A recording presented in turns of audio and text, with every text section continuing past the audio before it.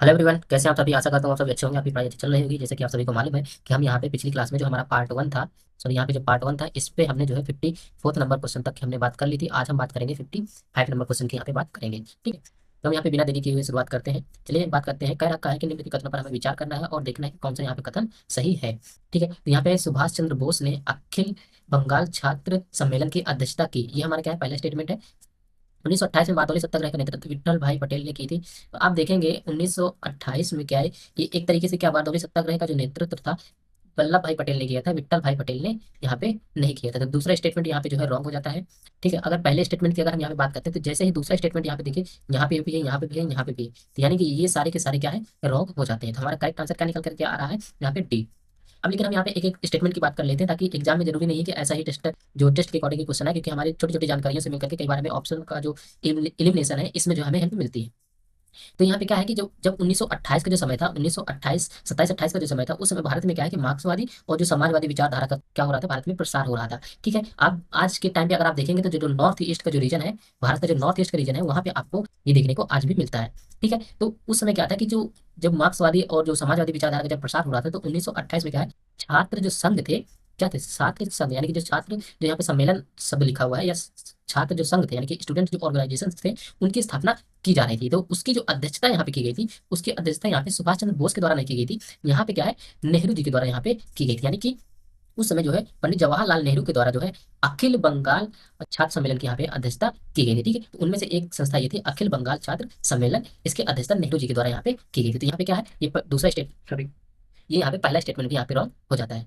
ठीक है, अब तीसरे स्टेटमेंट की बात करते हैं। तो तीसरे स्टेटमेंट देखेंगे कि कह रहा है अखिल भारतीय ट्रेड यूनियन कांग्रेस के पहले अध्यक्ष दीवान चमन लाल थे। अब आप देखेंगे जो अखिल all India trade union congress, इसके जो प्रथम अध्यक्ष थे, ये इसके अध्यक्ष जो थे, आप देखेंगे तो सबसे पहले तो इसकी स्थापना की बात करते हैं। तो इसकी स्थापना कब हुई थी, 1920 में हुई थी। और इसके जो प्रथम अध्यक्ष थे, और पहले अध्यक्ष कौन थे, यहाँ पे जो लाला लाजपत राय थे, ये इसके जो है पहले अध्यक्ष थे। जबकि जो यहाँ पे ये जो दीवान चमन लाल थे, ये क्या थे, ये यहाँ पे क्या थे, ये यहाँ पे महासचिव थे। ठीक है, इसके क्या थे, महासचिव थे। तो ये आप यहाँ पे देख सकते हैं, पहले अध्यक्ष कौन थे, लाला लाजपत राय, लाला लाजपत राय थे। ठीक है, और ये क्या थे, दीवान चमन लाल, ये क्या थे, महासचिव थे। तो ये तीसरा स्टेटमेंट भी यहाँ पे रॉन्ग हो जाता है। ठीक है, अब चौथा स्टेटमेंट की अगर यहाँ पे बात करते हैं, तो क्या रखा है, भारत में पहला मई दिवस 1928 में मद्रास में मनाया गया था। तो जो मई दिवस की बात करते हैं, तो ये 1928 में नहीं मनाया गया था, ये मनाया गया था 1923 में जो है ये मनाया गया था। और कहाँ, भारत में जो समारोह था ये कहाँ पे हुआ था, मद्रास में जो है मनाया गया था। ठीक है, सॉरी, यहाँ पे मद्रास में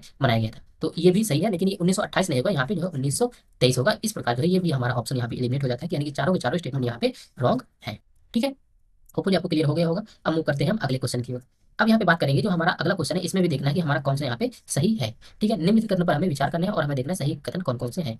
ठीक है, अब यहाँ पे जीटी बिरला ने अखिल भारतीय कांग्रेस कमेटी की जो कोषाध्यक्ष, यानी कि जो कोष या जो फंड थे, उसके अध्यक्ष के रूप में यहाँ पे जो है कार्य किया था। ठीक है, ये पहला स्टेटमेंट क्या है, ये यहाँ पे जो है हमारा सही हो जाता है। इसके ये कब हुए थे, 1920 में। अभी जस्ट ऊपर ही मैंने बताया था, यहाँ पे इनका जीटी बिरला का क्या नाम था, यहाँ पे जमन लाल बजाज को जो है भारतीय राष्ट्रीय कांग्रेस ने नागपुर अधिवेशन में, ये कब की हुई थी, ये जो है नागपुर अधिवेशन में जो है स्वागत समिति की अध्यक्षता जो है इसे चुना गया था। ठीक है, स्वागत समिति के जो है अध्यक्षता जो है अध्यक्ष के रूप में इसे चुना गया। फिर 1921 में जो है इन्होंने क्या कर दिया था, उससे जो है त्याग दे दिया था। और बहादुर की उपाधि एक तरीके से कहते हैं कि जो जेडी बिरला को कौन सी उपाधि मिली थी, तो बहादुर की उपाधि भी जो इन्होंने त्याग करी थी 1921 ईस्वी में। ठीक है, इस प्रकार जो है 1933 में जो है इन्हें बनाया गया था। सॉरी, यहाँ पे 1933 में, यहाँ पे 1920 में क्या था, इन्हें जो है राष्ट्रीय कांग्रेस के नागपुर अधिवेशन में जो है यहाँ पे बुलाया गया था। अखिल भारतीय राष्ट्रीय कांग्रेस कमेटी का यहाँ पे जो स्वागत समिति, स्वागत स्वागत यहाँ पे समिति जो थी, स्वागत समिति, इसके अध्यक्ष के रूप में चुना गया था। कब चुना गया था, 1920 में चुना गया था। और लेकिन जो यहाँ पे कोषाध्यक्ष के रूप में कब चुना गया था, तो 1900 यहाँ पे 1933 में जो है इन्हें चुना गया था। ठीक है, 1933 में इन्हें चुना गया था। होपफुली आपको जो है क्लियर हो गया। नागपुर अधिवेशन से भी संबंधित है। इनकी उपाधि क्या थी, इनकी उपाधि थी बहादुर। और जो है इन्हें जो है 1921 में जो है इस उपाधि को जो है त्याग दिया था। ठीक है, 1920 को हमने देख लिया है, 1920, 33 और नागपुर अधिवेशन। एक स्टेटमेंट से जितनी भी सारी जानकारी थी हमने देख ली। तो यहाँ पे क्या हो जाएगा, ये हमारा पहला स्टेटमेंट क्या है, यहाँ पे ये सही हो जाता है, क्योंकि कोषाध्यक्ष जो चुना गया था कब, 1933 में। तो क्या होगा, पहला स्टेटमेंट यहाँ पे सही है। ठीक है, फिर दूसरा स्टेटमेंट की बात करते हैं। जदुनंदन शर्मा ने बिहार के गया जिले में किसान सभा का जो है, किसान सभा को जो आंदोलन था उसे सक्रिय किया था। अब ये बहुत ही इंपॉर्टेंट जानकारी है, क्योंकि ये क्या है, सविनय अयोध्या आंदोलन से जुड़ी हुई है, सविनय अयोध्या आंदोलन से जो है जुड़ी हुई है। तो अब ये क्या था, उस समय के जो सविनय अयोध्या आंदोलन के दौरान क्या था, शिक्षा, कई सारे स्टूडेंट जो है शिक्षा जो है छोड़ दी थी, और जिन्होंने जो जेल में जो है बंद कर दिया गया था। जैसे अगर हम बात करते हैं बाद में जो स्वामी सहजानंद द्वारा जो है यहाँ पे प्रांतीय किसान सभा के अध्यक्ष के रूप में जो है चुना गया था, ठीक है। तो और इस प्रकार से जो है किसान को जो है यहाँ पे वो समर्थन भी प्रदान किया गया था। तो यहाँ पे क्या है, ये स्टेटमेंट यहाँ पे सही है, ठीक है। इनका संबंध किससे, सविनय अयोध्या आंदोलन के दौरान इन्होंने जो है किसानों का जो किसान सभा का जो आंदोलन था इसका समर्थन यहाँ पे किया था। तो दूसरा स्टेटमेंट क्या है, पहला भी सही है और हमारा दूसरा भी यहाँ पे सही है, ठीक है। दुग्गीराला बाल रामकृष्णन ने एक तेलुगु गाथा गांधी गीता को जो है रचना की थी। ये तीसरा स्टेटमेंट आपको सही है, एज इट इज आपको ये पता होना चाहिए कि गांधी गीता की रचना किसने करी थी। तो ये आपको जो फैक्ट है ये आपको पता होना चाहिए। तो हमारा तीसरा स्टेटमेंट यहाँ पे भी सही है। तो यानी कि सही हमें देखना है कौन सा सही होगा। तो यहाँ पे हमारे चारों के चारों ऑप्शन यहाँ पे सही है, यानी कि तीनों स्टेटमेंट यहाँ पे सही है। तो हमारा करेक्ट आंसर होगा 50 में से सभी।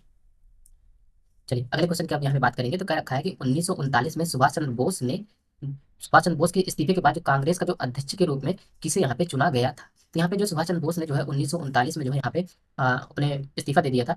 तो इसके बाद जो है उन्हें अध्यक्ष के रूप में जो है किसे चुना गया, ये डायरेक्ट क्वेश्चन में कहा गया है। तो इसके बाद जो चुना गया था डॉक्टर राजेंद्र प्रसाद को। तो ये इंपॉर्टेंट जानकारी है, ये बिहार से भी संबंधित है। और ये क्या है, बिहार के पहले जो है यहाँ पे क्या है, एक तरीके से जो क्रांतिकारी के रूप में इन्हें शामिल किया भी जाता है। तो आप इनके इस तरीके से रिलेट करके भी आप यहाँ पे देख सकते हैं, ठीक है। 19 अब यहाँ पे देखते हैं 58 नंबर पर क्वेश्चन है, क्या रखा है 1938 में किस राजनीतिक इकाई ने पीरपुर समिति का यहाँ पे गठन किया था। ये समिति आपके लिए बहुत इंपॉर्टेंट होती है, क्यों, क्योंकि समिति को कई बार क्या करता है आयोग जो है आपको जो है मैच द फॉलोइंग करने के लिए आपसे पूछ सकता है। तो आप इसको कहीं जब भी आप पढ़ रहे हो तो साइड में नोट्स नोट्स भी आप बनाते रहिए, क्योंकि लिखने से क्या होता है कई बार हमें माइंड में जो है भूल जाती है चीजें, लिखने से हमें एक बार याद आ जाता है, कम से कम ऑप्शन को इलिमिनेट करने में हमें हेल्प करेगा, ठीक है। तो 1938 में क्या था कि अखिल भारतीय जो मुस्लिम लीग थी, अखिल ऑल इंडिया मुस्लिम लीग, ये क्या थी, इन्होंने जो है कांग्रेस द्वारा जो है यहाँ पे सत्ता को जो है साझा न करने से जो निराश होकर के जो है कांग्रेस के मंत्रिमंडल द्वारा गठित जो उस समय जो अत्याचार थे एक विस्तृत रिपोर्ट बनाने के लिए यहाँ पे क्या पीरपुर समिति का यहाँ पे गठन किया गया था। तो किसके द्वारा किया गया था, तो ऑल इंडिया मुस्लिम लीग के द्वारा यहाँ पे किया गया था। तो करेक्ट आंसर हो जाएगा ऑप्शन नंबर सी। और इसका संबंध किससे था, एक तरीके से जो है सत्ता साझा न करने के लिए जो है यहाँ पे उसको विस्तृत रिपोर्ट तैयार करने के लिए पीरपुर समिति का यहाँ पे गठन किया गया था, ठीक है। अब यहाँ पे अगले क्वेश्चन की बात करते हैं। तो कहा कि भारत सरकार अधिनियम 1929 के तहत काउंसिल ऑफ स्टेट में सदस्यों की संख्या कितनी थी। तो काउंसिल ऑफ स्टेट के सदस्यों की संख्या अगर आप देखेंगे तो 1935 का अधिनियम बहुत ही हमारे लिए इंपॉर्टेंट है। इवन हर एग्जाम में ये जो पूछा जाता है इतना इंपॉर्टेंट है। तो उस समय जो सदस्यों की संख्या कितनी थी, उस समय सदस्यों की जो संख्या थी जो है 260। ये सारा जो है फैक्चुअल है, आपको इस तरीके से डेटा आपको पता होना चाहिए, ठीक है। अब बढ़ते हैं हम अगले क्वेश्चन की ओर। अब यहाँ पे क्या रखा है, किसी प्रसिद्ध भारतीय क्रांतिकारी ने कहा कि मानवता एक क्रांतिकारी का विशेष गुण है। स्टेटमेंट आपके लिए बहुत इंपॉर्टेंट हो जाते हैं, स्टेटमेंट वाइज अक्सर एग्जाम में पूछे जाते हैं। तो इसके आंसर की अगर हम बात करते हैं तो ये कौन था, सूर्यसेन ने जो है यहाँ पे हमारा करेक्ट आंसर हो जाएगा सूर्यसेन। लेकिन अन्य जानकारी क्या है, इन्होंने जो किया था असहयोग आंदोलन था, असहयोग जो आंदोलन था उसमें जो है भाग लिया। और बाद में क्या है, जो एक चटगांव था, चटगांव आप सब सुने होंगे, चटगांव हिस्ट्री में आपने सुना होगा। चटगांव का जो राष्ट्रीय विद्यालय के जो शिक्षक बने थे ये क्या थे, ये जो सूर्यसेन यहाँ पे क्या राष्ट्रीय विद्यालय के शिक्षक, ठीक है। ये भी आपसे पूछा जा सकता है कि निम्नलिखित में से कौन राष्ट्रीय विद्यालय के शिक्षक बने थे। तो ये भी आपको जानकारी होनी चाहिए। और कहाँ बने थे, तो ये जो है चटगांव में जो है बने थे, ठीक है। फिर उन्होंने जो है क्रांतिकारी गतिविधियों में जो है 1926 से 28 तक इन्हें जो है जेल में रखा गया, क्योंकि क्रांतिकारी गतिविधियां उन्होंने अपनाई थी। तो 1900 यहाँ पे 26 से 28 तक जो है उन्हें जेल में यहाँ पे ब्रिटिश सरकार के द्वारा यहाँ पे रखा गया था। तो इतनी जानकारी आपको यहाँ पे याद रखनी है किनके बारे में, सूर्य सेन के बारे में। अब मूव करेंगे हम अपने अगले क्वेश्चन की ओर। अब यहाँ पे बात करते हैं, कर निम्नलिखित कथनों पर विचार करना है और सही कथन कौन सा है। अब यहाँ पे सही कथन की बात करते हैं। तो क्या रखा है, भारतीय राष्ट्रीय कांग्रेस द्वारा 1927 में दिल्ली प्रस्ताव रखा गया था। अब आप ये देखिए, जो दिल्ली प्रस्ताव है ये भारतीय राष्ट्रीय कांग्रेस के द्वारा नहीं रखा गया था। यहाँ पे मुस्लिम लीग सत्र के दौरान दिल्ली में यहाँ पे क्या मुस्लिम नेताओं की एक महत्वपूर्ण भूमिका निभाई, या जो है एक सभा जो है मुस्लिम लीग के नेताओं ने जो है क्या यहाँ पे दिल्ली में एक सभा बुलाई थी, जिसमें जो संविधान के मसौदे को जो शामिल किए जाने के लिए यहाँ पे 4 प्रमुख प्रस्ताव तैयार किए जाने की बात कही गई थी, ठीक है। तो यहाँ पे क्या है, इसी को ही हम यहाँ पे दिल्ली प्रस्ताव के नाम से जानते हैं। तो यहाँ पे क्या है, भारतीय राष्ट्रीय कांग्रेस नहीं होगा, ठीक है। तो ये हमारा स्टेटमेंट गलत हो जाता है, जैसे ये गलत होगा तो ये भी हमारा गलत हो जाता है, ठीक है। अब यहाँ पे मोतीलाल नेहरू और सुभाष चंद्र बोस ने संयुक्त रूप से भारतीय स्वतंत्रता लीग की यहाँ पे स्थापना की थी, ये हमारा स्टेटमेंट कह रहा है। अब आप देखेंगे कि जो है दूसरा स्टेटमेंट भी यहाँ पे गलत है। कैसे गलत है, क्योंकि यहाँ पे जो युवा बोर्ड की जो रिपोर्ट थी, जो डोमिनियन स्टेटस की जो बात करते थे, इसकी अवधारणा की बात करते थे, जैसे कि मोतीलाल नेहरू क्या बात करते थे, डोमिनियन स्टेटस की बात करते थे। और लेकिन सुभाष चंद्र बोस क्या करते थे, सुभाष चंद्र बोस जो है अक्सर आप जो है स्वराज की बात करते थे, पूर्ण स्वराज की बात करते थे, डोमिनियन स्टेटस की बात नहीं करते थे। तो ये क्या था, ये यहाँ पे जो है हमारा स्टेटमेंट भी दूसरा गलत हो जाता है। तो करेक्ट आंसर होगा ऑप्शन नंबर यहाँ पे डी। होपफुली आपको यहाँ पे भी समझ आ गया होगा। अब मूव करते हैं अगले क्वेश्चन की ओर। क्या रखा है कि किस प्रसिद्ध नेता ने कहा कि यदि अस्पृश्यता जीवित रहती है तो हिंदू धर्म मर जाता है, यदि हिंदू धर्म को जीवित रखना है तो अस्पृश्यता को मरना होगा। अब ये पर्टिकुलर स्टेटमेंट बहुत इंपॉर्टेंट है, क्यों, क्योंकि इसमें क्या है 90% जो बच्चे होंगे ये क्या करेंगे, यहाँ पे जो बी आर अम्बेडकर है, इनको यहाँ पे क्या सही मार्क करेंगे, जो कि ये ऑप्शन करेक्टली जो नहीं है, गलत है, टोटली गलत है। क्यों? क्योंकि जो ये पर्टिकुलर कहा गया था कि यदि अस्पृश्यता जीवित रहती है तो हिंदू धर्म मर जाता है, और यदि हिंदू धर्म को जीवित रखना है तो अस्पृश्यता को मरना होगा। ये किसके द्वारा कहा गया था? ये कहा गया था हमारे जो राष्ट्रपिता है गांधी जी के द्वारा। यहाँ पे इस पर्टिकुलर स्टेटमेंट की बात यहाँ पे की गई थी। इसको आपको जरूर याद रखना है, ये आपके लिए इंपॉर्टेंट है, पूछा जा सकता है। ठीक है, तो अब इसके करेक्ट आंसर की बात करेंगे तो ये भी नहीं होगा, ये भी नहीं होगा, तो करेक्ट आंसर होगा ऑप्शन नंबर डी। ठीक है, हम करते हैं अगले क्वेश्चन की। पूना समझौता है। अब यहाँ पे 1932 में जो पुणे समझौते के संबंध में निम्नलिखित कथन पर हमें विचार करना है और हमें देखना है गलत कौन सा है। ठीक है, अब ये क्या है? पूना समझौता आप सभी को पता है कि जो है बी आर अम्बेडकर और महात्मा गांधी के बीच एक जो है ये समझौता, तो पहला स्टेटमेंट ये जो है सही है। ठीक है, फिर दूसरे स्टेटमेंट की बात करते हैं। प्रांतीय विधानसभा में दलित वर्गों के लिए आरक्षित सीटें 41 से बढ़ाकर 160 कर दी गई थी। दूसरा स्टेटमेंट यहाँ पे गलत है। जो प्रांतीय विधानसभा सभा में जो दलित वर्ग थे उनके लिए जो सीटें थी 71 से बढ़ा करके 160 नहीं, यहाँ पे 147 जो है की गई थी। तो ये हमारा जो डेटा दे रखा है ये गलत है, तो दूसरे स्टेटमेंट यहाँ पे रॉन्ग हो जाता है। फिर पुणे समझौते को सरकार ने सांप्रदायिक पंचायत में संशोधन के रूप में स्वीकारा या स्वीकार किया, तो ये क्या है? तीसरा स्टेटमेंट यहाँ पे सही है, और हमें देखना है गलत कौन सा है। तो यहाँ पे पहला और तीसरा तो सही है, तो यानी कि पहला तीसरा पहला, तो ये जो हमारा करेक्ट आंसर हो जाएगा ऑप्शन नंबर बी। ठीक है, अब हम करते हैं अगले क्वेश्चन को। सबसे पहले आपको ये ध्यान रखना है कि क्वेश्चन में पूछा क्या गया है, सही पूछा है या गलत पूछा है। इसलिए जब भी हम सॉल्व करते हैं क्वेश्चन को तो आप सब नोटिस करते होंगे, हम पहले यहाँ पे जो है सर्किल बनाते हैं ताकि हमें माइंड में ये रहे कि हाँ हमें ये देखना है। कई बार हम जल्दबाजी में सही की करने पूछा गलत होता है और हम सही मार्क कर देते हैं ऑप्शन में। ठीक है, तो ये इस तरह की गलती से बचने के लिए सबसे पहले आप क्वेश्चन का स्टेटमेंट, ये क्वेश्चन में पूछा क्या है ये पढ़िए और यहाँ पे आइए डायरेक्ट, फिर बाद में तीसरे नंबर पे आप स्टेटमेंट को रीड करिए। ठीक है, फिर यहाँ पे क्या कर रखा है? नेहरू रिपोर्ट के संबंध में निम्नलिखित कथनों पर विचार करना। नेहरू रिपोर्ट आप सबके लिए बहुत इंपॉर्टेंट है। जवाहरलाल नेहरू इस समिति के अध्यक्ष थे, तो यहाँ पे पहला स्टेटमेंट जो है आप यहाँ पे देख सकते हैं, इसके अध्यक्ष कौन थे? मोतीलाल नेहरू, तो ये जो है गलत हो जाएंगे। ठीक है, फिर दूसरा स्टेटमेंट, लॉर्ड इरविन की स्वदेशी संविधान बनाने की चुनौती का जो है ये प्रति उत्तर था। अब यहाँ पे आप देखेंगे उस समय लॉर्ड इरविन नहीं थे, उस समय थे जो लॉर्ड बर्क बर्कन हेड थे, आई थिंक बर्कन हेड थे। ये जो है उन्होंने संविधान का जो मसौदा के रूप में जो मोतीलाल की अध्यक्षता में एक उप समिति का जो गठन किया गया था, उसके जो है यहाँ पे संवैधानिक ढांचा बनाने का जो महत्वपूर्ण प्रयास किया गया था। तो दूसरा और पहला और दूसरा ये यहाँ पे क्या है? गलत हो जाते हैं। ठीक है, तीसरे स्टेटमेंट पहला और दूसरा यहाँ पे गलत है, तो ये पहला दूसरा यहाँ पे भी है, दूसरा दूसरा देखेंगे तो आप यहाँ पे भी है, तो ये भी गलत होगा, तो हमारा करेक्ट आंसर 3 एंड 4 आ गया। बाकी हमें स्टेटमेंट पढ़ने की जरूरत नहीं, लेकिन हम यहाँ पे जो है एग्जाम के प्रिपरेशन के लिए कर रहे हैं, तो हम तीसरे स्टेटमेंट और चौथा स्टेटमेंट भी ऑलरेडी यहाँ पे देखेंगे। सुभाष चंद्र बोस नेहरू समिति के सदस्यों में जो है शामिल थे। आप देखेंगे सदस्यों में जो है कौन कौन शामिल थे इस समिति के जो सदस्य थे, यानी कि जो संविधान के मसौदे के रूप में जो है उप समिति का जो गठन किया गया था, तो इसकी जो आप देखेंगे जैसे तेज बहादुर सप्रू हो गए। कौन थे? तेज बहादुर सप्रू, सुभाष चंद्र बोस, और यहाँ पे मंगल सिंह। ये याद रखिएगा, बहुत ही रेयर इन्फॉर्मेशन है, मंगल सिंह।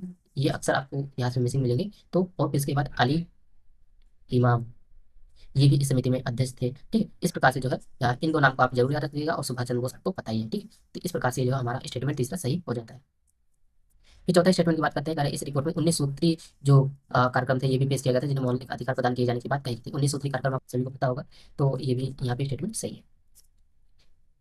65 65 में आप देखेंगे कि जो है गोलमेज सम्मेलन के संबंध में निम्नलिखित कथनों पर हमें विचार करना है और हमें देखना है सही कथन कौन से हैं।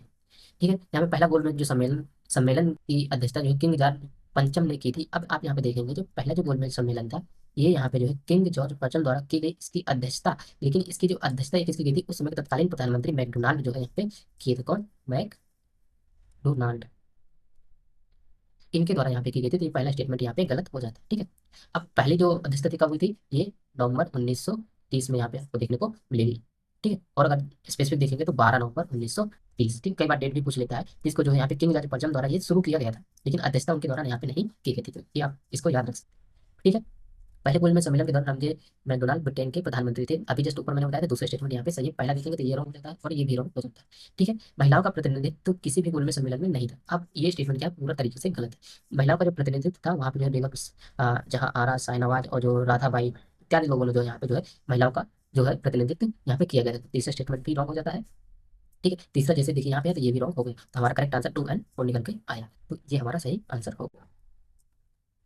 अब यहाँ पे हम अगले क्वेश्चन की बात करते हैं, कर रखे कि नागा जो यहाँ पे जो है नागा जो आध्यात्मिक सॉरी नागा आध्यात्मिक नेत्री रानी गाय दिल्ली वर्तमान जो किस राज्य से यहाँ पे इनका संबंध है? तो ये कहते हैं इन्होंने जो है यहाँ पे एक तरीके से जो यहाँ पे सविनय अयोग्य आंदोलन था, सविनय अवज्ञा आंदोलन को जो यहाँ पे कहाँ पे जो इस समय तत्कालीन जो नागालैंड नागालैंड मणिपुर में जो है सक्रिय भूमिका निभाई थी, लेकिन ये इनका संबंध किससे है? मणिपुर राज्य से। करेक्ट आंसर हो जाएगा ऑप्शन नंबर ए। ठीक है, अब लेकिन ऑप्शन में आ जाएगा कि आपको देखना है कि सविनय आयोग के आंदोलन कुछ नॉर्थ ईस्ट में किसने जो है सक्रिय भूमिका निभाई थी, तो इनका नाम जरूर याद रखिएगा, तो ये आपको याद होना चाहिए। हम लोग करेंगे हम अगले क्वेश्चन की ओर, जो कि 67 नंबर का क्वेश्चन है। कर का सामित कमीशन की सिफारिशों के बारे में निम्नलिखित कथनों पर हमें विचार करना है और देखना है सही कथन कौन सा है। ठीक है, साइमन कमीशन की अगर बात करते हैं तो साइमन कमीशन जो है मई 1929 में अपनी रिपोर्ट को जो है प्रकाशित की थी।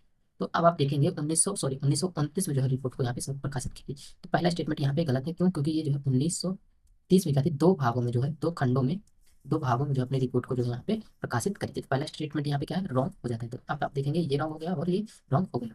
ठीक है, दूसरे स्टेटमेंट की बात करते हैं कि इसमें प्रांतों में द्वैध शासन के स्थान पर प्रतिनिधि सरकार की जो है सिफारिश की थी। हाँ, ये हमारा स्टेटमेंट यहाँ पे क्या है, सही है। ठीक है, यहाँ पे जो है द्वैध शासन के स्थान पर प्रतिनिधि सरकार के जो प्रस्ताव है, इसके गठन का जो प्रस्ताव रखा था, जिन्हें क्या कहते हैं, उन्हें कहा गया था कि जिन्हें स्वायत्तता यानी ऑटोनॉमी जो है प्रोवाइड की जाए। ठीक है, तो दूसरा स्टेटमेंट यहाँ पे सही है। फिर इनमें भारत में वर्मा को पृथक करने की सिफारिश की गई थी। ये भी हमारा स्टेटमेंट है कि भारत को वर्मा से पृथक करने की सिफारिश भी साइमन कमीशन के द्वारा ही यहाँ पे की गई थी। तो ये स्टेटमेंट भी आपसे पूछा जा सकता है कि निम्नलिखित कथनों पर विचार करिए और पूछ लिया जाए कि साइमन कमीशन ने 1930 में दो भागों में रिपोर्ट को प्रस्तुत किया था। पूछ लिया जाएगा कि जो है द्वैध शासन के स्थान पर प्रतिनिधि सरकार का जो है सिफारिश जो साइमन कमीशन ने किया था। फिर ये स्टेटमेंट दे देगा कि वर्मा को पृथक करने की सिफारिश भी साइमन कमीशन ने दिया था। ये सारे स्टेटमेंट आपको ऐसे पता होने चाहिए। तो एक क्वेश्चन से, एक जानकारी से कई सारे जो है क्वेश्चन आपके लिए बनाए जा सकते हैं।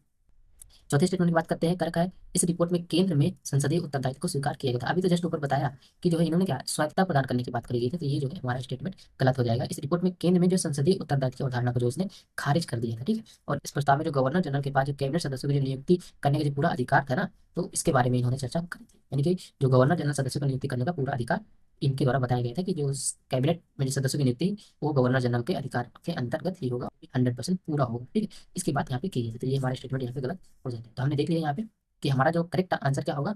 हम आंसर की बात करेंगे तो देखेंगे हमें क्या करना है, सही कथन लिखने हैं। तो 2 और 3 ये हमारा करेक्ट आंसर हो जाएगा। ये तो हम चौथा अभी जस्ट ही एलिमिनेट की, 2 और 3 ये हमारा करेक्ट आंसर। 68 1931 के जो कराची में जो कांग्रेस का जो अधिवेशन हुआ था उसके संबंध में कथनों पर विचार करना और देखना है सही कथन कौन से हैं।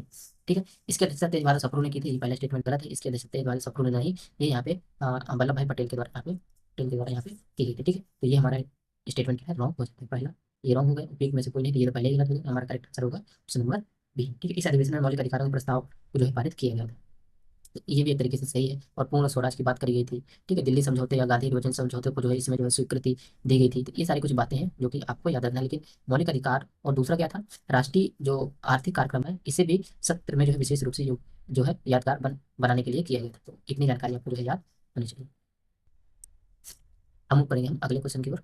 दांडी मार्च के संबंध में निम्नलिखित कथनों पर हमें विचार करना है। मार्च 1930 22 मार्च 1930 को शुरू हुआ और 24 दिन में जो है पूरा हो गया। अब डायरेक्टली आप देखेंगे पहला स्टेटमेंट गलत है, 22 मार्च नहीं है, ये क्या है, 12 मार्च को जो है ये शुरू हुआ था। ठीक है, तो पहला स्टेटमेंट ये आपको यहाँ पे गलत हुआ। और गांधी जी ने 6 अप्रैल को दांडी में जो है नमक उठाकर कानून तोड़ा था, और ये 24 दिनों में जो है कितना, यहाँ पे देखा ना, 24 दिनों में कितना, 240 मील। ठीक है, जो है एक तरीके से दूरी जो है तय की गई थी। फिर इस ऐतिहासिक मार्च में सविनय के आंदोलन की भी शुरुआत करी थी। जी हाँ, ये हमारा स्टेटमेंट क्या होगा, ये सही होगा। पटना में राजेंद्र प्रसाद के नेतृत्व में नमक बनाने और नमक कानून तोड़ने के लिए यहाँ पे नखास तालाब को जो है एक स्थल के रूप में चुना गया था। तो ये तीसरा स्टेटमेंट ये आप यहाँ पे देख सकते हैं। यहाँ पे पटना नहीं था, ये क्या है, चंपारण। ठीक है, चंपारण और सारण, ये दो जिले हैं ना। पूर्वी चंपारण आज के टाइम पे देखेंगे, पूर्वी चंपारण हो जाए, पश्चिमी चंपारण, फिर सारण। इसमें जो है नमक सत्याग्रह शुरू करने वाले जो है ये शुरुआती जिले थे। तो पहले ये तीसरा स्टेटमेंट यहाँ पे रॉन्ग हो जाता है। ठीक है, तो इस प्रकार से आप यहाँ पे बाकी जो जानकारी है यही है, ये आप बाकी जो जानकारी है वो ठीक है। ठीक है, ये जो है आप इस तरीके से देख सकते हो। तो यहाँ पे तीसरा स्टेटमेंट रॉन्ग है, तीसरा तीसरा पहला रॉन्ग है, तो आंसर आएगा हमारा सी। ठीक है, 70 भारतीय राष्ट्रीय कांग्रेस के जो लाहौर अधिवेशन है इसके संबंध में निम्नलिखित कथनों पर विचार करने हमें देखने कौन से यहाँ पे सही है। ठीक है, वल्लभ भाई पटेल ने दिसंबर 1929 में कांग्रेस का जो लाहौर अधिवेशन की अध्यक्षता यहाँ पे की है। तो यहाँ पे वल्लभ भाई पटेल नहीं होंगे, ये यहाँ पे होंगे पंडित जवाहरलाल नेहरू। ठीक है, इन्होंने जो है इसकी अध्यक्षता करी थी। पहला स्टेटमेंट ये यहाँ पे रॉन्ग हो गया। अब दूसरा दूसरा जैसे यहाँ पे एलिमेंट होगा तो हमें आंसर की पता चल जाएगी। ठीक है, फिर यहाँ पे 15 अगस्त 1930 को 30 का दिन जो है पूरे राष्ट्र में स्वतंत्रता दिवस के रूप में मनाए जाने के लिए निश्चय किया गया था। तो ये यहाँ पे 15 अगस्त नहीं था, 15 अगस्त नहीं था, ये क्या था, 26 जनवरी 1930 30 को जो है यहाँ पे चुना गया था। इसलिए आज हम इस दिवस को क्या मनाते हैं, गणतंत्र दिवस के रूप में मनाते हैं। ठीक है, आप देखते होंगे प्रधानमंत्री जो है पूरी 26 जनवरी को पूरी जो है आर्म फोर्सेस के साथ कितना हमारे पास जो है मटेरियली मिलिट्री इक्विपमेंट वगैरह इसलिए यहाँ पे दिखाए जाते हैं। ठीक है, तो ये क्या होगा, दूसरा स्टेटमेंट भी यहाँ पे रॉन्ग हो जाएगा, तो ये भी एलिमिनेट होगा। करेक्ट आंसर होगा ऑप्शन नंबर डी। ठीक है, 71 औपनिवेशिक काल के दौरान गठित निम्नलिखित आयोगों पर विचार करना है। यानी कि जो है ब्रिटिश काल के दौरान यहाँ पे जो उस समय जो आयोग गठित किए गए थे उनके बारे में देखना है, और हमें देखना है गलत कौन से है, ये हमें देखना है।